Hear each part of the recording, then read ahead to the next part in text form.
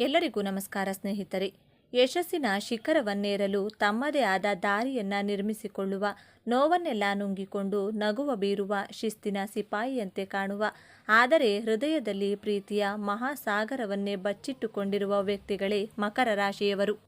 ಜ್ಯೋತಿಷ್ಯ ಚಕ್ರದ 10ನೇ ರಾಶಿ ಮಕರ ರಾಶಿ. ಕರ್ಮಕಾರಕನಾದ ಶನಿದೇವನ ಆಡಳಿತಕ್ಕೆ ಒಳಪಟ್ಟಿರುವ ಈ ಗಂಭೀರ ಮುಖವಾಡದೊಳಗೆ ಅದೆಷ್ಟು ರಹಸ್ಯಗಳಿವೆ, ಅದೆಷ್ಟು ಗುಪ್ತ ಸತ್ಯಗಳಿವೆ. ನೀವು ಮಕರ ರಾಶಿಯವರಾಗಿದ್ದರೆ ತಪ್ಪದೆ ಪೂರ್ತಿ ವಿಡಿಯೋ ನೋಡಿ. ನಿಮ್ಮ ಜೀವನದ ಕೆಲವು ತಪ್ಪುಗಳನ್ನು ತಿಳಿದುಕೊಂಡು ಮುನ್ನಡೆಯುವ ಸಮಯವಿದು. ಅದಕ್ಕಿಂತ ಮೊದಲು ಜೈ ಶನಿದೇವ ಎಂದು ಕಮೆಂಟ್ ಮಾಡಿ. ಸ್ನೇಹಿತರೆ, ರಾಶಿಚಕ್ರದಲ್ಲಿ ಅತ್ಯಂತ ಶಿಸ್ತುಬದ್ಧ, ಜವಾಬ್ದಾರಿಯುತ ಮತ್ತು ಮಹತ್ವಾಕಾಂಕ್ಷೆಯ ರಾಶಿಯಾದ ಮಕರ ರಾಶಿಯ ಬಗ್ಗೆ ಇಂದು ನಾವು ಸಂಪೂರ್ಣವಾಗಿ ತಿಳಿದುಕೊಳ್ಳೋಣ. ಮಕರ ರಾಶಿ ಎಂದರೆ ಕಷ್ಟದ ಜೀವನ ಎಂದು ತುಂಬ ಜನ ಭಾವಿಸಿದ್ದಾರೆ. ಶನಿಯ ಆಳ್ವಿಕೆಯಲ್ಲಿರುವ ಈ ರಾಶಿಯು ಸದಾ ಕಷ್ಟಗಳನ್ನು ಎದುರಿಸಬಹುದು. ಆದರೆ ಮಕರ ರಾಶಿಯ ಚಿಹ್ನೆ ಪರ್ವತವನ್ನು ಏರುವ ಮೇಕೆ. ಇದು ಕೇವಲ ಒಂದು ಚಿಹ್ನೆಯಲ್ಲ, ಮಕರ ರಾಶಿಯವರ ಜೀವನ ಮತ್ತು ವ್ಯಕ್ತಿತ್ವದ ಸಂಪೂರ್ಣ ಪ್ರತಿಬಿಂಬ. ಮೇಕೆಯಂತೆ ಅವರು ನಿಧಾನವಾಗಿ ಆದರೆ ಸ್ಥಿರವಾಗಿ ತಮ್ಮ ಗುರಿಯತ್ತ ಸಾಗುತ್ತಾರೆ. ಇವರ ಜೀವನದಲ್ಲಿ ಆತುರಕ್ಕೆ, ಆಡಂಬರಕ್ಕೆ ಜಾಗವಿಲ್ಲ. ಇವರ ನಡಿಗೆಯಲ್ಲಿ, ಮಾತಿನಲ್ಲಿ ಒಂದು ರೀತಿಯ ಗಾಂಭೀರ್ಯ ಮತ್ತು ಅಳತೆ ಇರುತ್ತದೆ. ಇವರು ಗುಂಪಿನಲ್ಲಿ ಪ್ರದರ್ಶನ ತೋರಲು ಇಷ್ಟಪಡುವುದಿಲ್ಲ. ಬದಲಾಗಿ ತೆರೆಮರೆಯಲ್ಲಿ ನಿಂತು ಎಲ್ಲವನ್ನ ನಿಯಂತ್ರಿಸಲು ಮತ್ತು ಕಾರ್ಯರೂಪಕ್ಕೆ ತರಲು ಬಯಸುತ್ತಾರೆ. ಅವರಲ್ಲಿರುವ ಸಹನೆ, ಶಿಸ್ತು ಮತ್ತು ಕಠಿಣ ಪರಿಶ್ರಮವೇ ಅವರನ್ನು ಯಶಸ್ಸಿನ ಉತ್ತುಂಗಕ್ಕೆ ಕೊಂಡೊಯ್ಯುತ್ತದೆ. ಈ ರಾಶಿಯ ಅಧಿಪತಿ ಶನಿದೇವ. ಶನಿಯು ಕರ್ಮ, ಶಿಸ್ತು, ನ್ಯಾಯ, ಜವಾಬ್ದಾರಿ ಮತ್ತು ವೈರಾಗ್ಯದ ಕಾರಕ. ಹಾಗಾಗಿಯೇ ಮಕರ ರಾಶಿಯವರಿಗೆ ಹುಟ್ಟಿನಿಂದಲೇ ಜವಾಬ್ದಾರಿಯ ಅರಿವು, ಕೆಲಸದ ಮೇಲೆ ಶ್ರದ್ಧೆ ಮತ್ತು ವಾಸ್ತವಿಕ ದೃಷ್ಟಿಕೋನ ರಕ್ತದಲ್ಲಿಯೇ ಬಂದಿರುತ್ತದೆ. ಇವರು ಸುಮ್ಮನೆ ಹಗಲುಗನಸು ಕಾಣುವುದಿಲ್ಲ. ತಾವು ಕಂಡ ಕನಸನ್ನು ನನಸು ಮಾಡಲು ಬೇಕಾದ ಯೋಜನೆಯನ್ನು ರೂಪಿಸುವುದರಲ್ಲಿ ನಿಸ್ಸೀಮರು. ಮೇಲ್ನೋಟಕ್ಕೆ ಇವರು ಬಹಳ ಗಂಭೀರ ಸ್ವಭಾವದವರು, ನೀರಸ ವ್ಯಕ್ತಿಗಳು ಮತ್ತು ಹಣದ ಹಿಂದೆ ಮಾತ್ರ ಹೋಗುವವರು ಎಂದು ಕಾಣಿಸಬಹುದು. ಅವರು ಯಾವಾಗಲೂ ಕೆಲಸ ಮತ್ತು ಜವಾಬ್ದಾರಿಗಳ ಬಗ್ಗೆ ಮಾತನಾಡ್ತಾರೆ. ಆದರೆ ಇದು ಅವರ ದೌರ್ಬಲ್ಯವಲ್ಲ, ಅದು ಅವರ ಜೀವನದ ಗುರಿಯ ಸ್ಪಷ್ಟತೆ. ಅವರ ಮನಸ್ಸಿನಲ್ಲಿ ಸದಾ ಮುಂದಿನ ಹಂತದ ಯೋಜನೆಗಳೇ ಇರುತ್ತವೆ. ಚಿಕ್ಕ ಪುಟ್ಟ ಭಾವನಾತ್ಮಕ ವಿಷಯಗಳಿಗೆ, ವಿನಾಕಾರಣ ಹರಟೆಗೆ ಇವರು ಹೆಚ್ಚು ಬೆಲೆ ಕೊಡುವುದಿಲ್ಲ.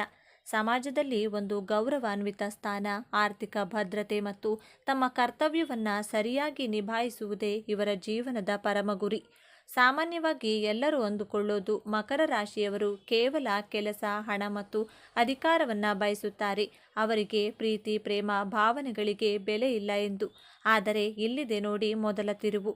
ಮಕರ ರಾಶಿಯವರು ಅತ್ಯಂತ ಆಳವಾದ ಪ್ರೀತಿಯನ್ನ ಮತ್ತು ಕಾಳಜಿಯನ್ನ ಹೊಂದಿರುವ ವ್ಯಕ್ತಿಗಳು. ಹೌದು, ನೀವು ಕೇಳಿದ್ದು ಸರಿ. ತಮ್ಮ ಗಂಭೀರ ಮತ್ತು ಕಠಿಣ ಮುಖವಾಡದ ಹಿಂದೆ ಅವರು ತಮ್ಮ ಕುಟುಂಬ ಮತ್ತು ಪ್ರೀತಿ ಪಾತ್ರರ ಬಗ್ಗೆ ಅಪಾರವಾದ ವಾತ್ಸಲ್ಯವನ್ನ ಬಚ್ಚಿಟ್ಟುಕೊಂಡಿರುತ್ತಾರೆ. ಇವರು ತಮ್ಮ ಪ್ರೀತಿಯನ್ನ ಸಿಂಹರಾಶಿಯವರಂತೆ ಆಡಂಬರದಿಂದ ತೋರಿಸಿಕೊಳ್ಳುವುದಿಲ್ಲ. ಬದಲಾಗಿ ತಮ್ಮವರ ಭವಿಷ್ಯವನ್ನ ಭದ್ರಪಡಿಸುವ ಮೂಲಕ, ಅವರಿಗೆ ಬೇಕಾದ ಎಲ್ಲ ಸೌಕರ್ಯಗಳನ್ನು ಒದಗಿಸುವ ಮೂಲಕ ಮತ್ತು ಕಷ್ಟಕಾಲದಲ್ಲಿ ಬಂಡೆಯಂತೆ ಅವರ ಜೊತೆ ನಿಲ್ಲುವ ಮೂಲಕ ತಮ್ಮ ಪ್ರೀತಿಯನ್ನು ವ್ಯಕ್ತಪಡಿಸುತ್ತಾರೆ. ಇವರ ಪ್ರೀತಿ ಮಾತಿಗಿಂತ ಕೃತಿಯಲ್ಲಿ ವ್ಯಕ್ತವಾಗುತ್ತದೆ. ಮಕರ ರಾಶಿಯವರು ಅತ್ಯುತ್ತಮ ಮತ್ತು ನಂಬಿಕಸ್ಥ ಸ್ನೇಹಿತರು. ಇವರು ಸುಲಭವಾಗಿ ಎಲ್ಲವನ್ನೂ ಸ್ನೇಹಿತರನ್ನಾಗಿ ಮಾಡಿಕೊಳ್ಳುವುದಿಲ್ಲ. ಆದರೆ ಒಮ್ಮೆ ಸ್ನೇಹಿತರಾದರೆ ಜೀವನ ಪರ್ಯಂತ ಆ ಸ್ನೇಹವನ್ನು ಉಳಿಸಿಕೊಳ್ತಾರೆ. ತಮ್ಮ ಸ್ನೇಹಿತರಿಗೆ ಪ್ರಾಯೋಗಿಕ ಸಲಹೆಗಳನ್ನು ನೀಡೋದ್ರಲ್ಲಿ ಮತ್ತು ಕಷ್ಟದ ಸಮಯದಲ್ಲಿ ದಾರಿ ತೋರಿಸೋದ್ರಲ್ಲಿ ಇವರು ಎತ್ತಿದ ಕೈ. ಪ್ರೀತಿಯನ್ನು ತೋರಿಸುವ ವಿಷಯದಲ್ಲಿ ಇವರು ವಾಸ್ತವವಾದಿಗಳು. ತಮ್ಮ ಸಂಗಾತಿಗೆ ಚಂದ್ರ ತಾರೆಗಳನ್ನು ತಂದುಕೊಡುವ ಸುಳ್ಳು ಭರವಸೆ ನೀಡುವುದಿಲ್ಲ. ಬದಲಾಗಿ ಒಂದು ಸುರಕ್ಷಿತ ಮತ್ತು ಸುಭದ್ರವಾದ ಜೀವನವನ್ನು ನೀಡುವ ಭರವಸೆಯನ್ನು ನೀಡುತ್ತಾರೆ ಮತ್ತು ಅದನ್ನು ಈಡೇರಿಸುತ್ತಾರೆ. ಇವರಿಗೆ ಬದ್ಧತೆ ಎಂದರೆ ಪವಿತ್ರವಾದದ್ದು. ವೃತ್ತಿ ಜೀವನಕ್ಕೆ ಬಂದರೆ ಮಕರ ರಾಶಿಯವರು ಹುಟ್ಟು ನಿರ್ವಾಹಕರು. ಇವರು ಅತ್ಯುತ್ತಮವಾದ ಯೋಜನಾ ಕೌಶಲ್ಯವನ್ನು ಹೊಂದಿರುತ್ತಾರೆ. ಆಡಳಿತ ನಿರ್ವಹಣೆ, ಹಣಕಾಸು, ಕಾನೂನು, ರಾಜಕೀಯ, ನಿರ್ಮಾಣ ಮತ್ತು ಯಾವುದೇ ರೀತಿಯ ವ್ಯವಸ್ಥಿತವಾದ ಕೆಲಸಗಳಲ್ಲಿ ಇವರು ಉನ್ನತ ಸ್ಥಾನವನ್ನು ತಲುಪುತ್ತಾರೆ. ಶಿಸ್ತು ಮತ್ತು ಸಮಯ ಪ್ರಜ್ಞೆ ಇವರ ಯಶಸ್ಸಿನ ಮೂಲಮಂತ್ರ. ಹಣಕಾಸಿನ ವಿಚಾರದಲ್ಲಿ ಇವರು ಬಹಳ ಜಾಗರೂಕರು ಮತ್ತು ಶಿಸ್ತಿನಿಂದ ಇರುತ್ತಾರೆ. ಇವರು ದುಂದುವೆಚ್ಚ ಮಾಡುವುದನ್ನು ದ್ವೇಷಿಸುತ್ತಾರೆ. ಪ್ರತಿಯೊಂದು ರೂಪಾಯಿಯ ಮೌಲ್ಯವನ್ನು ಇವರು ಅರಿತಿರುತ್ತಾರೆ. ಉಳಿತಾಯ, ಹೂಡಿಕೆ ಮತ್ತು ಸಂಪತ್ತಿನ ನಿರ್ಮಾಣದಲ್ಲಿ ಇವರು ನಿಪುಣರು. ಐಷಾರಾಮಿ ಜೀವನಕ್ಕಿಂತ ಭದ್ರವಾದ ಭವಿಷ್ಯಕ್ಕೆ ಇವರು ಹೆಚ್ಚು ಮಹತ್ವ ನೀಡುತ್ತಾರೆ. ಪ್ರೀತಿಯ ವಿಷಯದಲ್ಲಿ ಮಕರ ರಾಶಿಯವರದ್ದು ಸ್ಥಿರವಾದ ದಾರಿ. ಇವರು ಸುಲಭವಾಗಿ ಪ್ರೀತಿಯಲ್ಲಿ ಬೀಳುವುದಿಲ್ಲ, ಆದರೆ ಒಮ್ಮೆ ಬಿದ್ದರೆ ಆ ಸಂಬಂಧಕ್ಕೆ ಸಂಪೂರ್ಣವಾಗಿ ಬದ್ಧರಾಗಿರುತ್ತಾರೆ. ಇವರ ಪ್ರೀತಿ ಶಾಂತ ನದಿಯಂತೆ ಆಳ ಮತ್ತು ಗಂಭೀರ. ಆದರೆ ಇಲ್ಲಿದೆ ನೋಡಿ ಎರಡನೇ ತಿರುವು. ಇವರ ಕೆಲಸವೇ ಜೀವನ ಎನ್ನುವ ಸ್ವಭಾವ ಮತ್ತು ಭಾವನೆಗಳನ್ನು ವ್ಯಕ್ತಪಡಿಸಲು ಹಿಂಜರಿಯುವುದು ಕೆಲವೊಮ್ಮೆ ಸಂಬಂಧಗಳಲ್ಲಿ ಅಂತರವನ್ನು ಮೂಡಿಸಬಹುದು. ಇವರು ಯಾವಾಗಲೂ ತಮ್ಮ ಸಂಗಾತಿಯಿಂದ ಜವಾಬ್ದಾರಿಯುತ ನಡವಳಿಕೆಯನ್ನು ನಿರೀಕ್ಷಿಸುತ್ತಾರೆ. ಸಂಗಾತಿ ತಮ್ಮನ್ನು ಅರ್ಥ ಮಾಡಿಕೊಳ್ಬೇಕು ಎಂದು ಬಯಸುತ್ತಾರೆಯೇ ಹೊರತು ತಾವೇನು ಬಯಸುತ್ತೇವೆ ಎಂಬುದನ್ನು ನೇರವಾಗಿ ಹೇಳೋದಿಲ್ಲ. ಇವರ ಮೊಂಡುತನ ಮತ್ತು ಕೆಲವೊಮ್ಮೆ ನಿರಾಶಾವಾದಿ ಧೋರಣೆ ಸಂಗಾತಿಗೆ ಬೇಸರ ತರಿಸಬಹುದು ಮತ್ತು ತಮ್ಮ ಕೆಲಸದ ಒತ್ತಡವನ್ನು ಬದಿಗಿಟ್ಟು ಸಂಗಾತಿಯ ಭಾವನೆಗಳಿಗೆ ಸಮಯ ನೀಡುವ ಗುಣವನ್ನು ಬೆಳೆಸಿಕೊಂಡ್ರೆ ಇವರ ಪ್ರೇಮ ಜೀವನವು ಸುಭದ್ರವಾಗಿರುತ್ತದೆ. ಮಕರ ರಾಶಿಯವರಿಗೆ ದೌರ್ಬಲ್ಯಗಳೇ ಇರುವುದಿಲ್ಲವೇ ಎಂದು ನೋಡೋದಾದರೆ ಖಂಡಿತ ಇದೆ. ವಾಸ್ತವವಾಗಿ ಇವರ ದೊಡ್ಡ ಶಕ್ತಿಯೇ ಕೆಲವೊಮ್ಮೆ ಇವರ ದೊಡ್ಡ ದೌರ್ಬಲ್ಯವಾಗುತ್ತದೆ. ಅತಿಯಾದ ಮೊಂಡುತನ, ತಾವು ನಂಬಿದ್ದೇ ಸರಿ, ತಾವು ಹಿಡಿಯ ದಾರಿಯೇ ಸರಿ ಎಂದು ವಾದಿಸುತ್ತಾರೆ.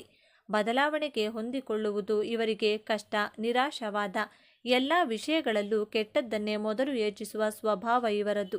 ಇದರಿಂದಾಗಿ ಒಳ್ಳೆಯ ಅವಕಾಶಗಳನ್ನು ಕಳೆದುಕೊಳ್ಳುವ ಸಾಧ್ಯತೆ ಇರುತ್ತದೆ. ಕ್ಷಮಿಸದಿರುವುದು, ತಮಗೆ ಯಾರಾದರೂ ದ್ರೋಹ ಮಾಡಿದರೆ ಅದನ್ನು ಇವರು ಸುಲಭವಾಗಿ ಮರೆಯುವುದಿಲ್ಲ ಮತ್ತು ಕ್ಷಮಿಸುವುದಿಲ್ಲ. ಭಾವನೆಗಳನ್ನು ವ್ಯಕ್ತಪಡಿಸದಿರುವುದು, ತಮ್ಮ ನೋವು, ಪ್ರೀತಿ ಯಾವುದನ್ನು ಹೊರಗೆ ತೋರಿಸಿಕೊಳ್ಳುವುದಿಲ್ಲ. ಇದರಿಂದಾಗಿ ಇವರನ್ನು ಅರ್ಥ ಮಾಡಿಕೊಳ್ಳುವುದು ಕಷ್ಟವಾಗುತ್ತದೆ. ಮಕರ ರಾಶಿಯವರು ಸಾಮಾನ್ಯವಾಗಿ ಶಿಸ್ತಿನ ಜೀವನ ಶೈಲಿಯಿಂದ ಉತ್ತಮ ಆರೋಗ್ಯವನ್ನು ಹೊಂದಿರುತ್ತಾರೆ. ಆದರೆ ಇವರಿಗೆ ಮುಖ್ಯವಾಗಿ ಕಾಡುವ ಸಮಸ್ಯೆಗಳು ಮೂಳೆ, ಹಲ್ಲು, ಮೊಣಕಾಲು ಮತ್ತು ಚರ್ಮಕ್ಕೆ ಸಂಬಂಧಿಸಿದ್ದು. ಶನಿಯು ದೇಹದ ಚೌಕಟ್ಟಾದ ಮೂಳೆಗಳನ್ನು ಪ್ರತಿನಿಧಿಸುತ್ತಾನೆ. ಅತಿಯಾದ ಕೆಲಸದ ಒತ್ತಡ ಮತ್ತು ಮಾನಸಿಕ ಚಿಂತೆ ಇವರ ಕೀಲುಗಳ ಮೇಲೆ, ವಿಶೇಷವಾಗಿ ಮೊಣಕಾಲಿನ ಮೇಲೆ ಪರಿಣಾಮ ಬೀರಬಹುದು. ಇವರು ತಮ್ಮ ಆಹಾರದಲ್ಲಿ ಕ್ಯಾಲ್ಸಿಯಂಯುಕ್ತ ಪದಾರ್ಥಗಳನ್ನು ಸೇವಿಸುವುದು ಮತ್ತು ನಿಯಮಿತವಾಗಿ ವ್ಯಾಯಾಮ ಮಾಡುವುದು ಅತ್ಯಗತ್ಯ. ಬನ್ನಿ ಈಗ ಮಕರ ರಾಶಿಯವರ ಜೀವನದ ಅಂತಿಮ ಮತ್ತು ಅತ್ಯಂತ ದೊಡ್ಡ ತಿರುವಿನ ಬಗ್ಗೆ ಮಾತನಾಡೋಣ. ಶನಿಯ ಆಳ್ವಿಕೆಯಲ್ಲಿರುವ ಇವರು ಜೀವನವನ್ನು ಒಂದು ಕರ್ತವ್ಯ ಮತ್ತು ಜವಾಬ್ದಾರಿ ಎಂದು ಭಾವಿಸುತ್ತಾರೆ. ಆದರೆ ಜೀವನವು ಇವರಿಗೆ ಒಂದು ಪ್ರಮುಖ ಪಾಠವನ್ನು ಕಲಿಸಲು ಬಯಸುತ್ತದೆ. ಅದುವೇ ಸಮತೋಲನ. ಇವರ ಜೀವನದ ದೊಡ್ಡ ಸವಾಲೇ ತಮ್ಮ ವೃತ್ತಿ ಮತ್ತು ವೈಯಕ್ತಿಕ ಜೀವನದ ನಡುವೆ ಸಮತೋಲನವನ್ನು ಕಂಡುಕೊಳ್ಳೋದು. ಇವರ ಜೀವನದ ಹೋರಾಟ ಹಣ ಸಂಪಾದಿಸುವುದರಲ್ಲಾಗಲಿ ಉನ್ನತ ಸ್ಥಾನದಲ್ಲಿ ಇರುವವರಾಗಲಿ ಇರುವುದಿಲ್ಲ. ಬದಲಾಗಿ ತಮ್ಮೊಳಗಿನ ಭಾವನೆಗಳನ್ನು ಅರ್ಥ ಮಾಡಿಕೊಂಡು ಅದನ್ನು ತಮ್ಮ ಪ್ರೀತಿ ಪಾತ್ರರೊಂದಿಗೆ ಹಂಚಿಕೊಳ್ಳೋದ್ರಲ್ಲಿರುತ್ತದೆ. ಯಾವಾಗ ಇವರು ಯಶಸ್ಸಿನ ಜೊತೆ ಜೀವನದ ಸಣ್ಣ ಪುಟ್ಟ ಸಂತೋಷಗಳನ್ನು ಆನಂದಿಸಲು ಕಳೆಯುತ್ತಾರೋ, ಯಾವಾಗ ತಮ್ಮ ಕಠಿಣ ಮುಖವಾಡಗಳನ್ನು ಕಳಚಿಟ್ಟು ಮನಬಿಚ್ಚಿ ನಗುತ್ತಾರೋ, ಆಗಲೇ ಇವರ ಜೀವನ ಪರಿಪೂರ್ಣವಾಗುತ್ತದೆ. ನಿಜವಾದ ಯಶಸ್ಸೆಂದರೆ ಕೇವಲ ಗುರಿ ತಲುಪುವುದಲ್ಲ, ಆ ಪಯಣವನ್ನು ಆನಂದಿಸುವುದು ಎಂಬುದನ್ನು ಅರಿತಾಗ ಇವರು ಜಗತ್ತಿನಲ್ಲಿ ನಿಜವಾದ ಸಂತೋಷವನ್ನು ಕಾಣುತ್ತಾರೆ. ಮಕರ ರಾಶಿಯವರು ತಮ್ಮ ಜೀವನವನ್ನು ಇನ್ನಷ್ಟು ಉತ್ತಮಪಡಿಸಿಕೊಳ್ಳಲು ಕೆಲವು ಸಲಹೆಗಳು ಹೀಗಿವೆ. ಹೊಂದಿಕೊಳ್ಳುವುದನ್ನು ಕಲಿಯಿರಿ. ಯಾವಾಗಲೂ ನಿಮ್ಮ ದಾರಿಯೇ ಸರಿ ಎಂದು ಭಾವಿಸಬೇಡಿ. ಇತರರ ಸಲಹೆಗಳಿಗೂ ಕಿವಿಗೊಡಿ. ಭಾವನೆಗಳನ್ನು ಹಂಚಿಕೊಳ್ಳಿ. ನಿಮ್ಮ ನೋವು ನಲಿವುಗಳನ್ನು ನಿಮ್ಮ ಸಂಗಾತಿ ಮತ್ತು ಸ್ನೇಹಿತರೊಂದಿಗೆ ಹಂಚಿಕೊಳ್ಳಿ. ಅದು ನಿಮ್ಮ ಮನಸ್ಸನ್ನು ಹಗುರಗೊಳಿಸುತ್ತದೆ. ವಿಶ್ರಾಂತಿ ತೆಗೆದುಕೊಳ್ಳಿ. ಕೆಲಸದ ಮಧ್ಯೆ ವಿರಾಮ ತೆಗೆದುಕೊಳ್ಳಿ. ಕುಟುಂಬದವರೊಂದಿಗೆ ಸಮಯವನ್ನು ಕಳೆಯಿರಿ. ಶನಿದೇವನ ಆರಾಧನೆ. ಪ್ರತಿ ಶನಿವಾರ ಶನಿದೇವನ 7ನೇ ದೀಪವನ್ನು ಹಚ್ಚಿಡುವುದು ಮತ್ತು ಎಳ್ಳಿನ ದೀಪವನ್ನು ಹಚ್ಚುವುದರಿಂದ ಮತ್ತು ಓಂ ಶನೇಶ್ವರಾಯ ನಮಃ ನಮಗೆ ಮಂತ್ರವನ್ನು ಪಠಿಸುವುದರಿಂದ ಮನಸ್ಸಿಗೆ ಸ್ಥಿರತೆ ಮತ್ತು ಧನಾತ್ಮಕ ಶಕ್ತಿ ಲಭಿಸುತ್ತದೆ. ಹಾಗಾದರೆ ಮಕರ ರಾಶಿ ಎಂದರೆ ಕೇವಲ ಕೆಲಸ, ಶಿಸ್ತು, ಮೊಂಡುತನ ಅಲ್ಲ. ಅವರೊಳಗೆ ಒಂದು ಬಂಡೆಯಂತಹ ಸ್ಥಿರವಾದ ಪ್ರೀತಿ ಇದೆ. ಜವಾಬ್ದಾರಿಯನ್ನು ಹೊರುವ ಅದ್ಭುತ ಶಕ್ತಿ ಇದೆ ಮತ್ತು ಎಲ್ಲಕ್ಕಿಂತ ಹೆಚ್ಚಾಗಿ ಶೂನ್ಯದಿಂದ ಶಿಖರಕ್ಕೇರುವ ಅಸಾಧಾರಣ ಛಲವಿದೆ. ಮೇಲ್ನೋಟಕ್ಕೆ ಕಲ್ಲು ಬಂಡೆಯಂತೆ ಕಠಿಣವಾಗಿ ಕಂಡರೂ ಅವರು ತಮ್ಮ ಪ್ರೀತಿ ಪಾತ್ರರಿಗೆ ಆಶ್ರಯ ನೀಡುವ ದೊಡ್ಡ ಪರ್ವತ. ಮುಂದಿನ ಬಾರಿ ನೀವು ಯಾವುದೇ ಮಕರ ರಾಶಿಯವರನ್ನು ಭೇಟಿಯಾದಾಗ ಅವರ ಗಂಭೀರತೆಯ ಹಿಂದಿರುವ ಆ ಕಾಳಜಿಯುಳ್ಳ ಹೃದಯವನ್ನು ಅರ್ಥ ಮಾಡಿಕೊಳ್ಳಲು ಪ್ರಯತ್ನಿಸಿ. ಇದೇ ತರಹದ ಜ್ಯೋತಿಷ್ಯಕ್ಕೆ ಸಂಬಂಧಪಟ್ಟಂಥ ವಿಡಿಯೋಗಳನ್ನು ನೋಡಲು ನಮ್ಮ ಚಾನಲ್ಗೆ ಸಬ್ಸ್ಕ್ರೈಬ್ ಆಗಿ, ವಿಡಿಯೋ ಲೈಕ್ ಮಾಡಿ, ಶೇರ್ ಮಾಡಿ. ದ್ವಾದಶ ರಾಶಿಗಳಲ್ಲಿ ಒಂದಾಗಿರುವಂತಹ ಮಕರ ರಾಶಿಯ ಅಡಿಯಲ್ಲಿ ಜನಿಸಿರುವಂತಹ ಜನರು ನಂಬಿಕೆಗೆ ಅರ್ಹರು. ಅವರನ್ನು ನಂಬಿ ಯಾವುದೇ ಕೆಲಸಕ್ಕೆ ಕೈ ಹಾಕಬಹುದು. ಇವರು ತಮ್ಮ ಜೀವನದಲ್ಲಿ ತಮ್ಮ ಆಸೆ ಆಕಾಂಕ್ಷೆಗಳನ್ನು ಪ್ರಯೋಗಾತ್ಮಕವಾಗಿ ಪೂರೈಸಿಕೊಳ್ಳುವಂತಹ ಇಚ್ಛೆಯನ್ನ ಉಳ್ಳವರಾಗಿರುತ್ತಾರೆ. ಒಂದು ರಾಶಿಯಿಂದ ಇನ್ನೊಂದು ರಾಶಿಗೆ ಜನರ ವ್ಯಕ್ತಿತ್ವ ಸಾಕಷ್ಟು ಬದಲಾವಣೆಯನ್ನು ಕಾಣುತ್ತದೆ. ಅದೇ ರೀತಿ ಮಕರ ರಾಶಿಯವರು ತಮ್ಮ ಜವಾಬ್ದಾರಿಗಳೇನಿರುತ್ತವೆ ಅನ್ನೋದನ್ನು ಅರ್ಥ ಮಾಡಿಕೊಂಡಿರುತ್ತಾರೆ ಹಾಗೂ ಅದರ ರೀತಿಯಲ್ಲಿಯೇ ಪ್ರಾಕ್ಟಿಕಲ್ ಆಗಿ ತಮ್ಮ ಆಕಾಂಕ್ಷೆಗಳನ್ನು ಪೂರೈಸಿಕೊಳ್ಳಲು ಪ್ರಯತ್ನವನ್ನು ಮಾಡುತ್ತಾರೆ. ದೀರ್ಘಕಾಲಿಕ ಯಶಸ್ಸಿಗಾಗಿ ಬೇಕಾಗಿರುವಂಥ ಪ್ರತಿಯೊಂದು ಪರಿಶ್ರಮವನ್ನು ಕೂಡ ನೀವು ಮಕರ ರಾಶಿಯವರ ಕೆಲಸದಲ್ಲಿ ನೋಡಬಹುದು. ಯಶಸ್ಸು ಅನ್ನೋದು ರಾತ್ರಿ ಬೆಳಗಾಗುವುದರೊಳಗೆ ಸಿಗುವಂಥದ್ದಲ್ಲ. ಅದಕ್ಕಾಗಿ ನಿಜವಾಗಲೂ ಕಷ್ಟಪಡಬೇಕು ಅನ್ನೋದನ್ನು ಮಕರ ರಾಶಿಯವರು ಹೇಳ್ತಾರೆ. ಮಕರ ರಾಶಿಯ ಜನ್ಮ ರಹಸ್ಯ ಬಗ್ಗೆ ಸಂಪೂರ್ಣ ಮಾಹಿತಿ ನೋಡೋಣ ಬನ್ನಿ. ಅದಕ್ಕೂ ಮುಂಚೆ ನೀವಿನ್ನೂ ಚಾನಲ್ಗೆ ಸಬ್ಸ್ಕ್ರೈಬ್ ಆಗಿಲ್ಲ ಅಂದರೆ ಈಗಲೇ ಸಬ್ಸ್ಕ್ರೈಬ್ ಆಗಿ, ಹಾಗೆ ಈ ವಿಡಿಯೋ ಸ್ಕಿಪ್ ಮಾಡದೆ ಕೊನೆ ತನಕ ನೋಡಿ.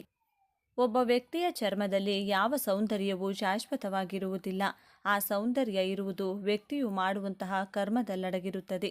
ಅಂದರೆ ವ್ಯಕ್ತಿಯ ಆಚಾರ ವಿಚಾರದಲ್ಲಿ, ಅವನ ನಡತೆಯಲ್ಲಿ, ಅವನು ಆಡುವ ಮಾತಿನಲ್ಲಿ, ಅವನ ವ್ಯವಹಾರದಲ್ಲಿ, ಅವನ ಚಾರಿತ್ರ್ಯದಲ್ಲಿ ಹಾಗೂ ಅವನ ಸಂಸ್ಕಾರದಲ್ಲಿ ಅವನ ಸೌಂದರ್ಯ ಹಾಗೂ ವ್ಯಕ್ತಿತ್ವ ಕಂಡುಬರುತ್ತದೆ.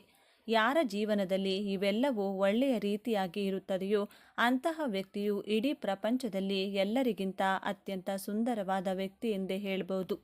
ಕರ್ಮ ಪ್ರಧಾನ ರಾಶಿಯಾದಂತಹ ಮಕರ ರಾಶಿಯವರ ನಕ್ಷತ್ರ ಆಧಾರಿತ ಜನ್ಮ ರಹಸ್ಯವನ್ನು ನೋಡೋದಾದರೆ, ನೀವು ಮಕರ ರಾಶಿಯ ಈ 3 ನಕ್ಷತ್ರದಲ್ಲಿ ಜನಿಸಲು ಕಾರಣ ಹಾಗೂ ಉದ್ದೇಶಗಳನ್ನು ತಿಳಿದುಕೊಳ್ಳೋಣ. ಕಾಲಪುರುಷನ ಪ್ರಕಾರ ಕುಂಡಲಿಯಲ್ಲಿ ಮಕರ ರಾಶಿಯು 10ನೇ ರಾಶಿಯಾಗಿದೆ. ಮಕರ ರಾಶಿಯಲ್ಲಿ ಉತ್ತರಾಷಾಢ ನಕ್ಷತ್ರದ 2, 3 ಹಾಗೂ 4ನೇ ಪಾದಗಳು, ಶ್ರವಣ ನಕ್ಷತ್ರದ 4 ಪಾದಗಳು, ಧನಿಷ್ಠ ನಕ್ಷತ್ರದ 1 ಹಾಗೂ 2ನೇ ಪಾದಗಳು ಕಂಡುಬರುತ್ತವೆ. ಮಕರ ರಾಶಿಯವರು ತನ್ನ ವ್ಯವಹಾರ ಬುದ್ಧಿಯಿಂದ ತನ್ನ ಶತ್ರುಗಳನ್ನು ಪ್ರಭಾವಿತರನ್ನಾಗಿ ಮಾಡುವಂತಹ ಶಕ್ತಿಯನ್ನ ಉಳ್ಳವರಾಗಿರುತ್ತಾರೆ. ಮಕರ ರಾಶಿಯವರು ಯಾವಾಗಲೂ ಶ್ರಮಜೀವಿಗಳು. ನಿಮ್ಮ ಎನರ್ಜಿಯೇ ನಿಮಗೆ ಶ್ರೀರಕ್ಷೆ. ಸದಾ ಕೆಲಸ ಮಾಡುವಂತಹ ಗುಣವನ್ನು ನೀವು ಹೊಂದಿರುವುದರಿಂದ ನಿಮ್ಮ ಶತ್ರುಗಳೇ ನಿಮ್ಮ ಕಡೆ ಆಕರ್ಷಿತರಾಗಿರುತ್ತಾರೆ. ಮಕರ ರಾಶಿಯವರು ನಿಮ್ಮ ಸ್ವಭಾವಕ್ಕೆ ತಕ್ಕಂತೆ ಹಾಗೂ ಸಮಯಕ್ಕೆ ತಕ್ಕಂತೆ ಹೋರಾಟ ಮಾಡುವಂತಹ ಗುಣದವರಾಗಿರುತ್ತೀರಿ. ಮಕರ ರಾಶಿಯವರು ನಿಮ್ಮ ರಾಶಿಯಲ್ಲಿ ಕುಜಗ್ರಹ ಉಚ್ಚ ಸ್ಥಾನದಲ್ಲಿರುವ ಕಾರಣದಿಂದ ನೀವು ಯಾವುದೇ ಒಂದು ಹೋರಾಟದ ಗುಣ, ಸಾಹಸ ಹಾಗೂ ಪ್ರವೃತ್ತಿಯಲ್ಲಿ ಸದಾ ಶಕ್ತಿವಂತರಾಗಿರುತ್ತೀರಾ. ನಿಮಗೆ ಸಡನ್ನಾಗಿ ಕೋಪ ಬರುವುದಿಲ್ಲ. ಕ್ರಮೇಣವಾಗಿ ಕೋಪಿಸಿಕೊಂಡು ನಿಧಾನವಾಗಿ ಶಾಂತವಾಗುತ್ತೀರಾ. ಮಕರ ರಾಶಿಯವರು ಸತತ ಪರಿಶ್ರಮ ಹಾಗೂ ಕೆಲಸ ಮಾಡುವಂತಹ ಆಶಾವಾದಿಗಳಾಗಿರುತ್ತಾರೆ. ಬೇರೆಯವರಿಗೆ ಸಹಾನುಭೂತಿಯಿಂದ ಪ್ರೀತಿ ತೋರಿಸುತ್ತೀರಾ.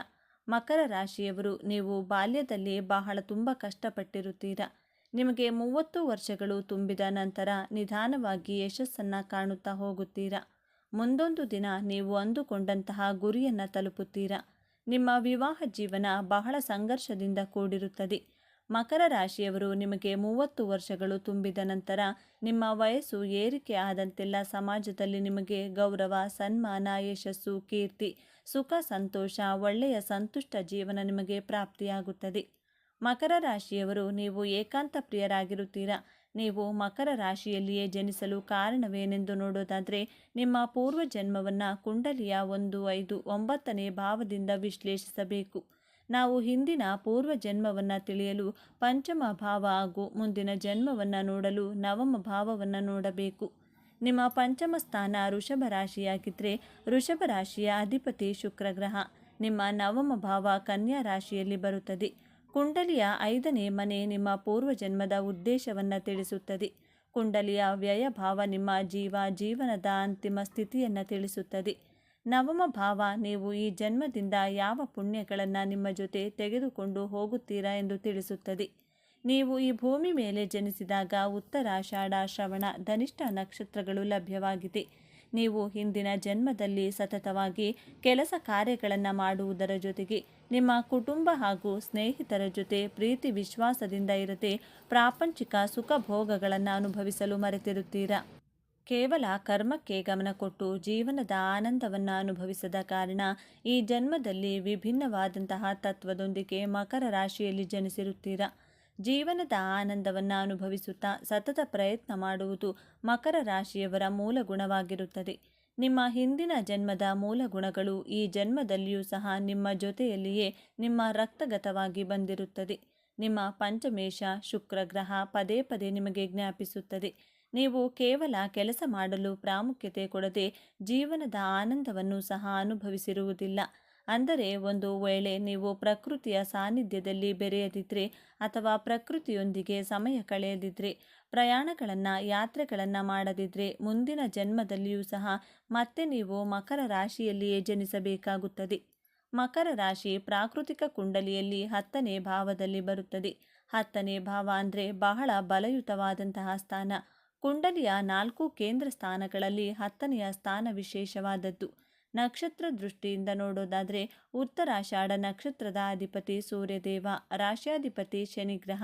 ಆದ್ದರಿಂದ ಉತ್ತರಾಷಾಢ ನಕ್ಷತ್ರದ ಜಾತಕದವರು ಈ ಜನ್ಮದಲ್ಲಿ ಅಲೌಕಿಕ ಕಾರ್ಯಗಳನ್ನು ಮಾಡುತ್ತೀರಾ. ರಾಜಕೀಯ ಕ್ಷೇತ್ರದಲ್ಲಿ ಸೇವೆ ಮಾಡಲು ನಿಮ್ಮ ಜನನವಾಗಿರುತ್ತದೆ. ನಿಮ್ಮ ಕುಟುಂಬದಲ್ಲಿಯೂ ನೀವೇ ರಾಜರ ರೀತಿ ನಿರ್ಧಾರಗಳನ್ನು ತೆಗೆದುಕೊಳ್ತೀರಾ. ನಾಯಕತ್ವದ ಗುಣ ನಿಮ್ಮ ರಕ್ತದಲ್ಲಿಯೇ ಬೆರೆತಿರುತ್ತದೆ. ಆದರೆ ಶನಿ ಹಾಗೂ ಸೂರ್ಯನ ಸಂಯೋಗವಿರುವುದರಿಂದ ಉತ್ತರಾಷಾಢ ನಕ್ಷತ್ರದವರು ನಾನು ನಿನ್ನಿಂದಲೇ ಎಂಬಂತಹ ಅಹಂಭಾವ ನಾನು ನನ್ನಿಂದಲೇ ಎಂಬಂತಹ ಅಹಂಭಾವ ನಿಮ್ಮಲ್ಲಿ ಇದ್ದೇ ಇರುತ್ತದೆ.